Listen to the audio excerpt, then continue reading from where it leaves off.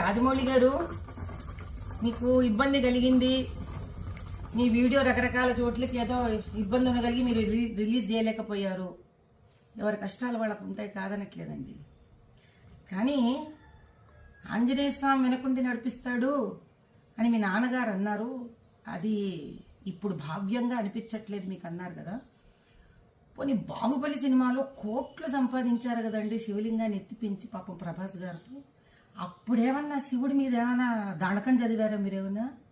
ఏ శివాలయానికి ఏమన్నా దాన ధర్మాలు చేశారా? ఆ రోజు చేసింది లేదు, ఈ రోజు తిట్టుకోవడం ఎందుకండి ఆంజనేయ స్వామిని చెప్పండి.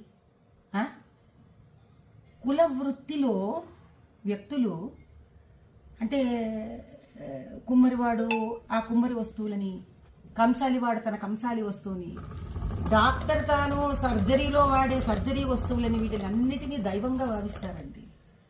భగవంతుడు డబ్బు సంపాదనకి వాడుకోండి, కాదనట్లేదు.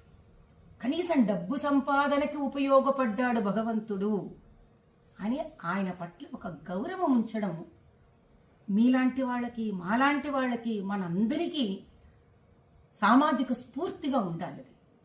ఎందుకంటే ప్రజలు మనని చూసి మన మాట విని చైతన్యవంతమవుతారు.